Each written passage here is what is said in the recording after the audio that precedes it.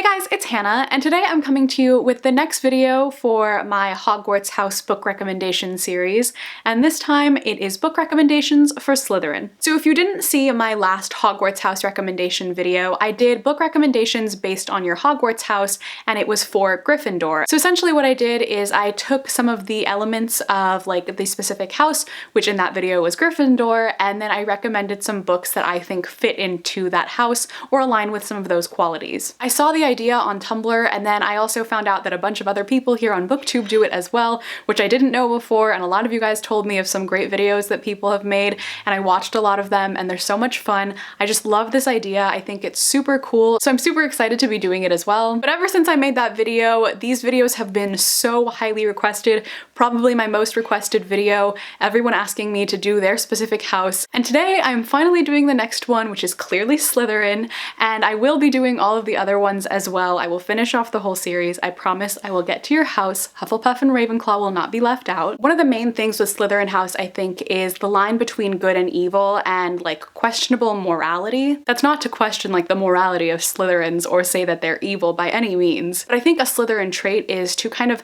defy how we define morality and what really is good and what really is evil. So a lot of those questions come to my mind when I think of Slytherin house, and a lot of these books I think also really exhibit those traits really well. So without any further ado, I have 5 books to recommend for you guys, and now let's just get into them. The first recommendation I have here, I actually kind of shocked myself with this one, but that is The Night Circus by Erin Morgenstern. Yes, I know what some of you are probably thinking. How could you recommend your favorite book of all time in a house that is not your house?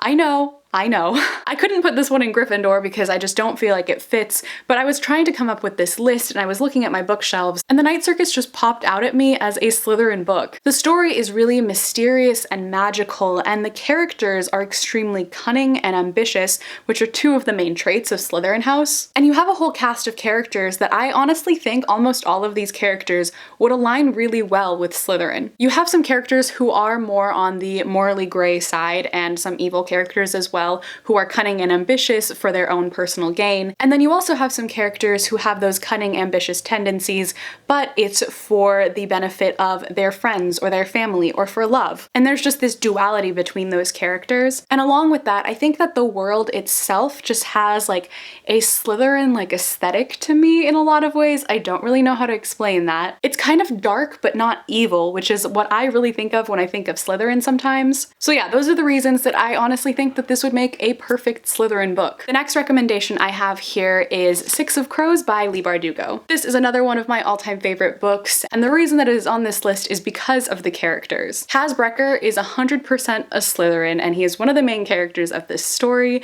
If you read it, you will totally understand and see it. The whole premise of this book is based around these 6 characters who are all commissioned to go on a heist, but all of them are somewhat criminal in one way or another. But the whole book kind of questions what really is a criminal and what makes a criminal. Because each of these characters all have very complex, convoluted pasts, and their pasts have affected their current actions and choices and personalities. So it really takes that whole question of morality and puts it to the test, which I think is what Slytherin is really all about. And again, like what I was saying, the characters are all extremely cunning and ambitious, especially Kaz, and I also think a lot with Inej. They create and live by their own rules in a world that is trying to tell them that they are criminal, which I think reading the Harry Potter series is something that probably a lot of Slytherins faced. With the whole stereotype of the house being evil, I feel like there are probably a lot of Slytherins who either felt like they had to live up to that expectation, or tried to defy it. So yeah, if any of the things that I mentioned really interest you, or if you're a Slytherin and you still haven't read this book,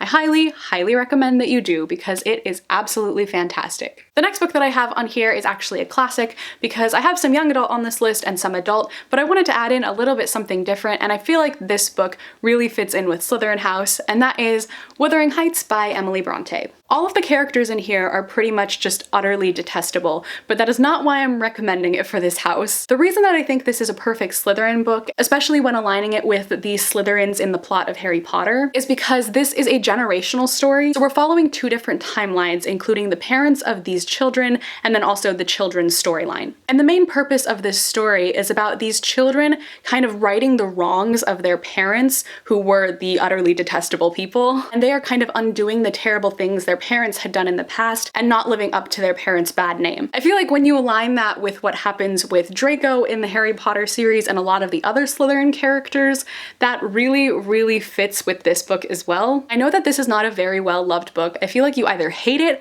or you love it. I'm personally on the side of love, and if you like stories like this and you can handle hateable characters, then I think you'll really enjoy this one. The next book I have to recommend is You by Caroline Kepnes. You is a psychological thriller that follows the story of this man who is stalking this woman. The book is told in the first person narrative, and sometimes it feels like second person because as he's stalking this woman, he refers to her as you, so there are times when it feels like he's actually directly speaking to the reader. The reason that I think that this is a perfect Slytherin book is because it is so intelligent and the main character is so cunning. It's uncanny. The way that his mind works and the way that he plots through things is just so fascinating to read, and he's also just very ambitious and determined. The story is definitely on the darker side, but since it is a psychological thriller, I think that it really works with a lot of the Slytherin house traits, because I feel like when I'm reading a psychological thriller, I kind of have to think like a Slytherin because I have to like work my way through this in such like a logical way. So reading through this, that's what I really enjoyed about it. But I would give like a trigger warning for this book for sexual assault and for violence. If you're not comfortable with that, I wouldn't read this one. But if you're okay with any of that, definitely check it out. Highly recommend it. It is unlike anything I've ever read. And finally, the very last recommendation that I have is one of my all-time favorite books as well, and that is Vicious by V.E. Schwab. This tells the story of these two college students who are roommates and best friends, and they're working on a thesis, and their thesis is about EOs, or extraordinary people, essentially people who have superhuman abilities. Then one day they discover how to actually create EOs, and that leads to a lot of experimentation,